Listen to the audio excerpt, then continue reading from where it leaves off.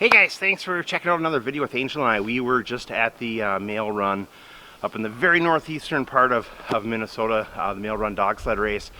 If you're not familiar with it, it's in the Grand Marais area, or better yet, down the Gunflint Trail. So when I think of Minnesota or places that I want to go where there's going to be very limited other people, or places that I can go to get away from people, I think of places like the Gunflint Trail. There's not too many places left in the U.S., the continental U.S. anyways, that don't have a lot of people in them, or a lot of groups of people. And that's one of the areas. It's one of the most secluded parts of Minnesota. It's specifically into the Boundary Water Canoe area really on the edge of the Canadian border where Minnesota meets Canada. There's a boreal forest there. It's absolutely gorgeous. There's a lot to do down there. We've done the magnetic rock hike a number of times. There's a Kakavik Trail, which is a well-known trail. That's a 40-mile hiking trail that you need to be a superb compass and map reader to be able to navigate, as well as again, people taking their canoes out into that part of the wilderness. They'll essentially launch from the Gunflint Trail, and they could be gone for days, weeks, or even months into the wilderness, and not even see but a handful of other people. And it's really cool too, because it's so secluded. There's actually no cell service, really no Wi-Fi to speak of. You're not getting a signal, okay? So you'll sporadically see payphones actually here and there at the end of the Gunflint Trail at a couple stations here and there. So you don't see those working payphones too much. But anyways, if this is the type of content that you like to see, if you like to see shots of essentially the wilderness, of getting away from people, of finding things to do where you can get out in the woods and be by yourself, or with a couple other people and not run into hordes, that's what Angel and I do on a regular basis. On the weekends, we try and find those places when we can. We're always on Lake Superior finding fun things to do, always in the north or northeastern part of the state, getting into the woods essentially.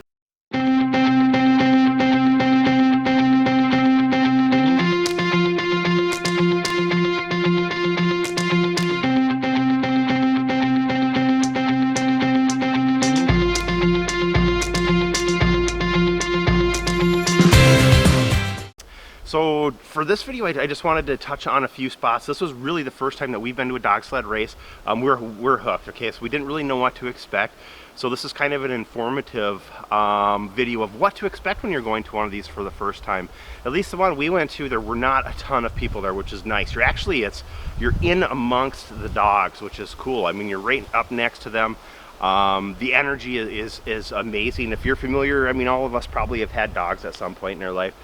But if you're familiar with especially like hunting dogs, which I am, as soon as you grab that shotgun or even you shoot off a firecracker or something, that dog's going nuts. You know, it's time to hunt. That's what they live for.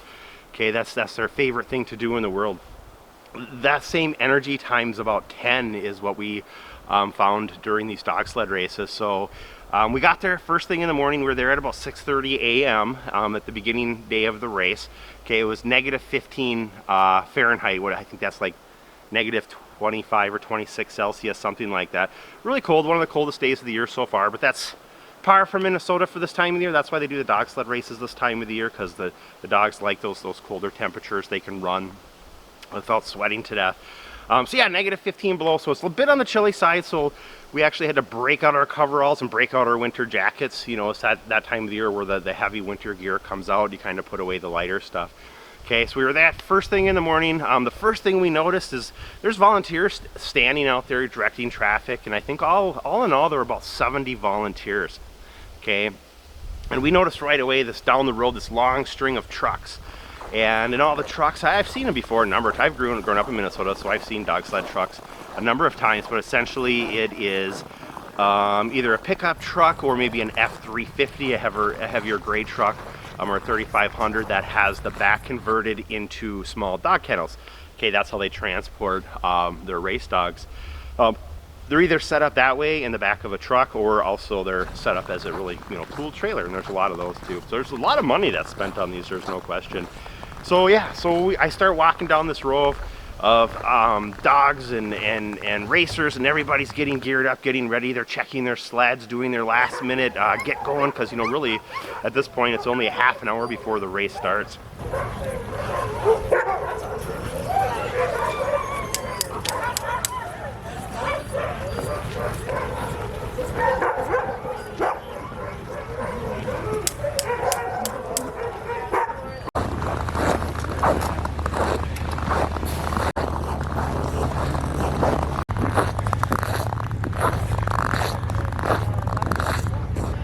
And all in all, there's about 30 different teams in this race, this particular male run race. I think there were 14 teams that had 12 dogs, 12 dog teams, and there were 16 teams, 15 or 16 teams that had 8 dog teams. Okay, so they run 2 different races essentially. So the 12 dog teams do a further run. So all in all, they're doing in that day or within that 24-hour period, they're doing a 100-mile distance race, where the 8 dog team is doing a 65-mile distance race. And what they're doing, so for example, that the 12 dog team, it's broke up into 2 sections. Okay, so they're going 25 miles down the Gunflint Trail on the edge of the Boundary Waters, and then they're coming 25 miles back, and then their layover is for 4 hours. Okay, it's a forced layover. And then the 8 dog teams, they're going down, it's 65 miles total for them. So that split in half is what, 32, roughly 32 miles there and back. They're sitting for 3 hours, then another 32 miles there and back for the final stretch. Okay, so really it does give the dogs a chance to rest a little bit. It does give the dogs a chance to eat, catch up, take a little snooze. It also gives a chance for the vets to look over and see what's going on. So what's really cool about this too is there are actually 4 volunteer vets that are on site. Okay, they check all the dogs before the run even starts. So there's a lot of attention that's paid to make sure that these dogs stay healthy. Morning. Morning. Cold enough for you? No, not really. We needed a little bit, like 5 degrees before. What's it at? About 15? I have no idea. It's 15 below 10 minutes ago, so yeah. And these dogs were absolutely amazing to look at. You know, they're these little guys, and they're kind of thin and skinny, but man, they're athletes is what they are. They're pure athletes. So they're fed the best food that money can buy. Okay, they're taken care of the best that can possibly be taken care of, because you aren't going to have some ratty slag dog pulling your team. You're incented to really take care of these dogs. And that's one thing I noticed too when I looked around and was paying attention to the way that these handlers were taking care of their dogs. Man, they took care of them.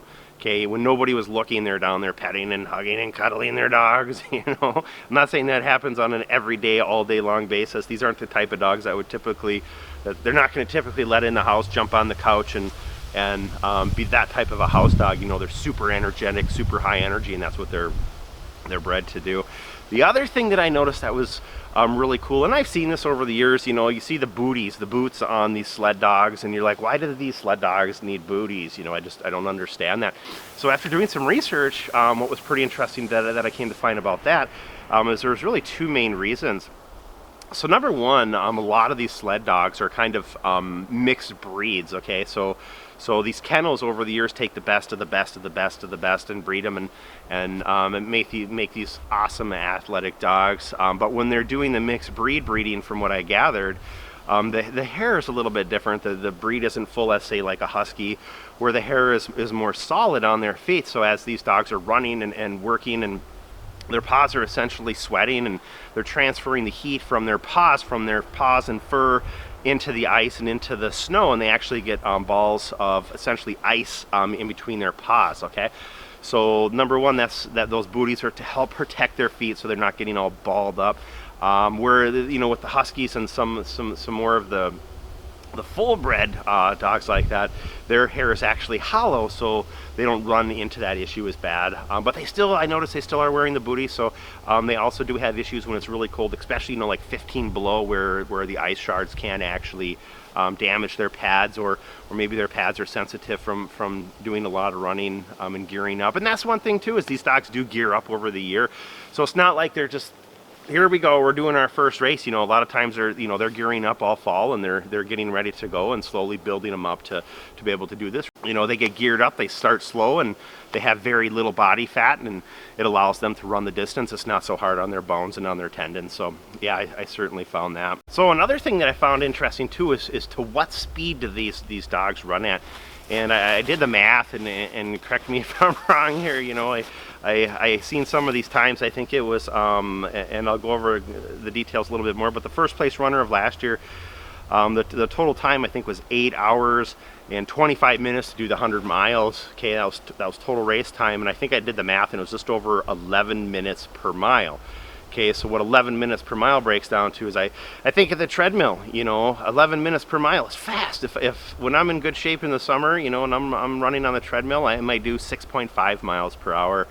You know, a real athlete or a real marathon runner might do something like that same area, 9 or 10 or 11 miles per hour during a marathon. Okay, so that's hauling. But if I'm on the treadmill and I'm running as fast as I can, I'm lucky to last on level 10 for more than 20 seconds. Okay, so it's an intense speed for 100 miles. Okay, so it's a really intense speed. But I do understand the average speed from what I gathered from one of the other spectators out there. It's about 9 miles per hour. Seems to about be more of an average.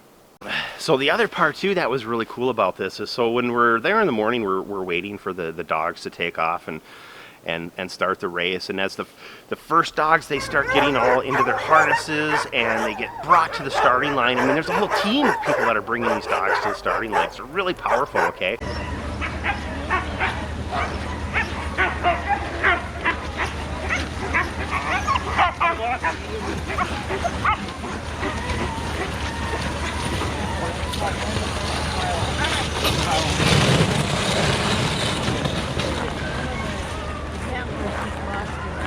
They can't just be one handler.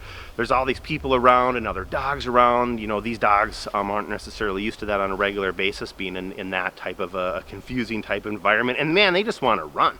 So there's multiple people that are actually walking these dogs up to the starting line, making sure everything is set. Okay, they have their anchors in the ice, helping to hold the team straight.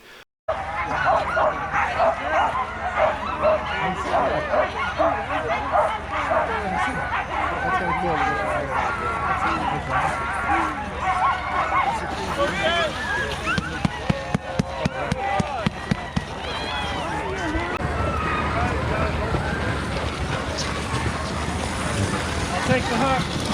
Right in front of you.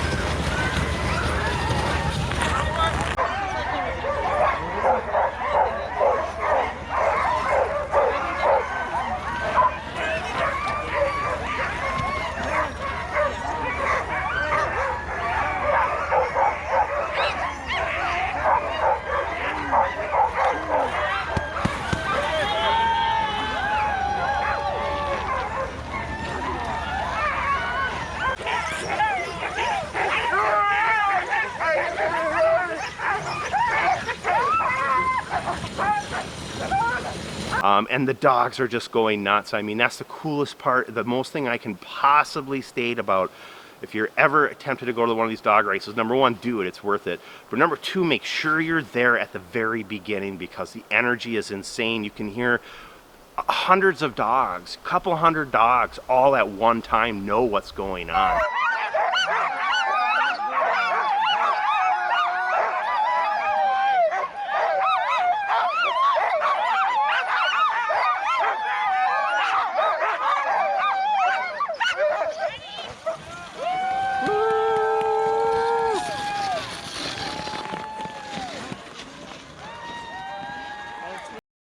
Okay, and they're just yipping and howling and wailing. They want their turn. They want to start running and racing and going. So that, like I say, if there's one thing I can recommend on an event like this is be there at the starting point.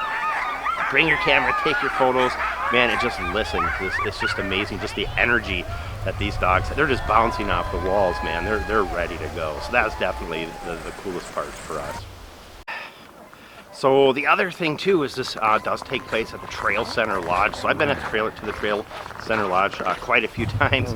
It's really cool because they're known for they're the Camp Chow Lodge. So it's really cool. If you ever go by there, you gotta go in and check it out because they have camp chow. That's what they sell. So their walls are just covered with camping food. About this race too is when they are doing their big loop, when they're doing the 25 miles down, 25 miles back for the 8. For the 12 dog teams, or the 65 mile, essentially 32 there and back on the first run. So on their first run or their first loop, they're actually able to swap out dogs at that point. So when they do get back after that first loop, if they do have any injured dogs, they can swap them out with a more healthy dog. or maybe a younger dog. Maybe they're doing their training. From what I've read, you know, and understand, I'm not an expert at this, but when they're training their dogs, they might swap in a couple of their younger or more experienced dogs to get them into the race. But for what I saw too, for the 4th year in a row, Ryan Reddington is this guy's name. He's out of Alaska, and he won the race. What's really interesting about him is he does have actually a 40 dog team in Alaska. Races, from what I read his biography, races all around Alaska, and his grandfather was actually the founder of the Iditarod. So that was really cool. The other thing that I noticed too is the majority of the racers that were there, of the 30, there were a number of them from Alaska, but most of them were from Minnesota. There were a lot of locals, the Grand Marais area. I did see a team there from Brainerd. I don't know if they finished though or not. But really from in Ontario, there were a few racers from Ontario. It went from Ontario down to Iowa, Wisconsin, Michigan, and then some people from Alaska. So that was pretty much what made up that race. So I'm gonna go ahead too, and I'll put a link in the description here of the Mail Run website, and also of the results of the race, so you can see the different times that these guys are coming in at, the different statistics on that. I'm not going to read it off on this video. You can check that out yourself. One thing too that I found really cool is there was a girl that I read about in her biography in there. She's 14 years old that runs this race. I thought that was so cool. I mean, could you possibly imagine a neater life as a kid than growing up in that type of environment? At least when I've driven around the northern parts of Minnesota and I've come across different kennels or sled dog camps, so to say. I mean, they're usually in the coolest parts because they need all of that room to be able to run and practice and gear up. So they're usually in some of the coolest parts of the state, some of the most secluded parts of the state. So I found that really cool too, to be 14 years old and to be exposed to that. So another thing I discovered as well, as the majority of these people that are in this race, the majority grew up in this environment. You know, maybe their parents did it or their grandparents did it. It was passed on to them, all that knowledge. So I noticed that. But the second thing I noticed, and I could see me being in that part of it, the second thing I noticed is the bug bites you. Okay, so a couple of these people, they're like, well, I just went for the sled dog race that one time, and that was it. I was sold. I was up in Ely and went on it, and here we go. Now this is what I do. So that was pretty cool too. But you know, it does take a lot of time. It does take a lot of dedication. It's not a cheap hobby. It's something, you know, you obviously got to be diligent about taking care of your dogs, which every one of these people, there was no question in my mind that that's what they were doing. And while I was filming, there was a guy that came up to me and he made some sort of comment, you know, jokingly, "You're not with PETA, are you?" And I'm like, "No, I'm not with PETA."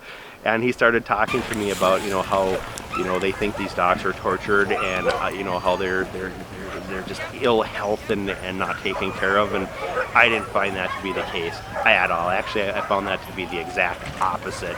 I mean, these animals were well taken care of. I mean, like I said, you know, earlier, I noticed right away all the handlers and owners. I mean, they took their time with their dogs. They were petting them, paying attention to them. You know, the dogs appreciated that. They just want to run, man. You know, they're athletes. That's really what they want to do. So yeah, so again, if this is the type of content that you like to see, we're always way up in northern Minnesota, central Minnesota, depending on the time of the year, always trying to check out things in the boundary waters around the Lake Superior area, Grand Marais, Gunflint Trail, Ely, trying to get away from people when we can, find those secluded places that the locals will only know about. So, you know, that's the kind of content that we try and put out, is the different things that you do living in this part of the country where it's a low population compared to other areas. So hit subscribe, check us out on Facebook.com, stick around till the end. Angel does have a slideshow coming up here of the dogs and the pictures she took. So we'll see you guys on the next one.